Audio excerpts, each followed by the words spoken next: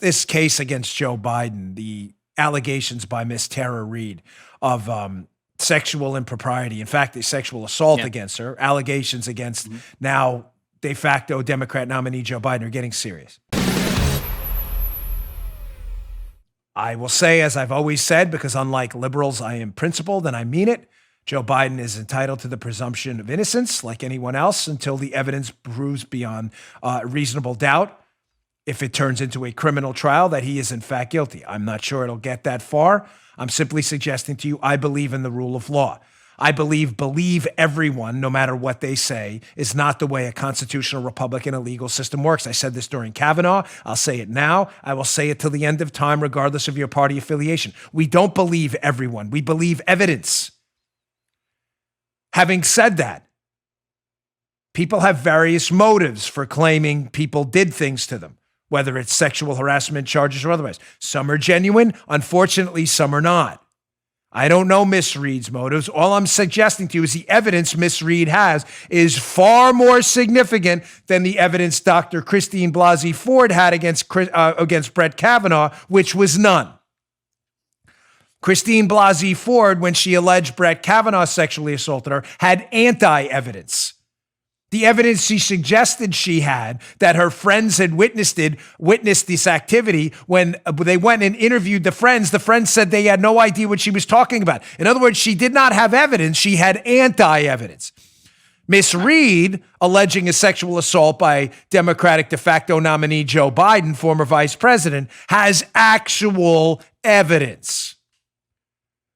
A CNN clip is surfaced showing her mother allegedly calling. We can't prove it, but evidence seems pretty solid at this point. Her mother calling the Larry King show after it happened, indicating that her daughter had been assaulted by a senator. We now have a neighbor who's a Biden supporter. Let me say that again. A Biden supporter, a neighbor of Miss Reade, saying that that the neighbor was told about Miss Reade's allegations back when it happened. Again, not anti-evidence like Christine Blasey Ford, real evidence. Where's the media on this, Joe? Nowhere to be found. No. I'll get to that in a minute, how the media is covering. But this is what's fascinating. Again, Joe, neither your, mine, or Paula's principles on this has changed at all. We believe evidence. You present evidence, you deserve your day in court. You don't present evidence, you do not get your day in court. Unfortunately, that is how the legal system works. I don't mean unfortunately. I mean, unfortunately for people on the left who want the legal system to be some kind of political tool to attack people. Fortunately, that's how the legal system works. Unfortunately for you, because you don't like that. Well, look at these frauds. I've got a series of videos here, 2 of them. They're brief. This is Kamala Harris, senator from California, Democrat, ran for president in a failed campaign. Kamala Harris wants to be Joe Biden's vice presidential nominee. Hat tip to Miss Cortez, Kingsley Cortez on Twitter, and Ryan Savidra sent this to me. This was Kamala Harris months ago, a while ago, when she was still competing against Joe Biden, talking about allegations against Biden, where she was like, yeah, we should really take these women seriously. She's really quiet about it now, though. Weird. Listen to Kamala Harris. I believe them, and I respect them being able to tell their story and having the courage to do it. Do you believe that the vice president should enter this race? He's going to have to make that decision for himself. I wouldn't tell him what to do. Oh, okay. Ooh, so she believes them. Do you not believe these women now, or Miss Reade? You may say, well, she may have been talking about different women, the women who were groped and sniffed, those women. But you don't believe Miss Reade? Why not? And believe me, that's your right to do that, Kamala. You don't have to believe her.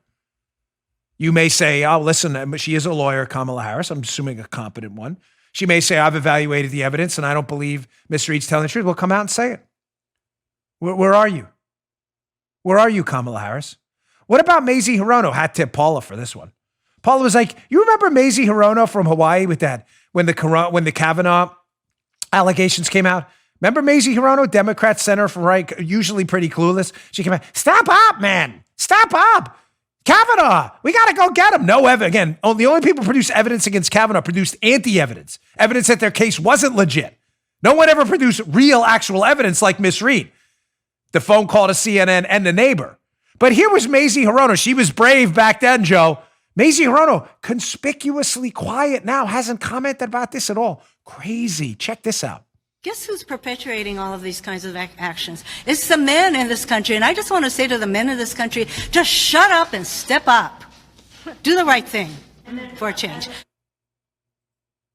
Brave, Joe. So brave. Tough guy. Tough guy. Yeah. Total tough guy. Total tough guy when it was a political case against Brett Kavanaugh. Right. Yeah. And then I heard Chris Hahn last night, who I debate often, not as much anymore, and I know Chris. So I he's not here. But last night he said something on Fox that was just borderline, absolutely ridiculous. I heard. Maybe I'll have to have him on for a brief. He said last night, the Kavanaugh thing mattered more because it was a lifetime appointment. Oh, okay. Oh, I'm glad we have your principles now. So Joe, just to be clear, even though you produce anti-evidence, you should cover relentlessly by the media, destroy people's lives and attack them based on charges with no evidence whatsoever on lifetime appointments only. Elections, evidence doesn't matter at all. If it's an election, not a lifetime appointment for a seat that's only 4 to 8 years, depending on if Joe Biden were reelected or not, if he won, Joe, then it doesn't matter. I just want to get that down on the record. If you missed it last night, Chris Hahn, he actually said that. I'm not kidding. No, Kavanaugh was different because it was a lifetime appointment. Okay, all right. Let me take a note. Okay, there you go. That's weird. There you go. Yeah, crazy, right? That is. That's a weird one. Yeah.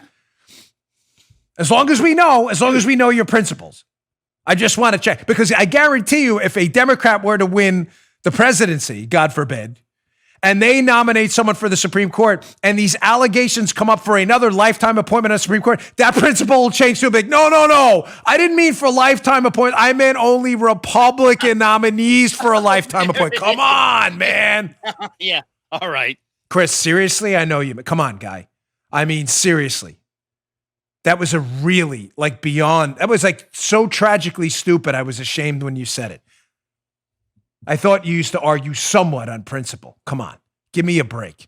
You should apologize for that kind of stupidity. You just heard the Dan Bongino Show. You can also get Dan's podcasts on iTunes or SoundCloud and follow Dan on Twitter 24/7 @DBongino.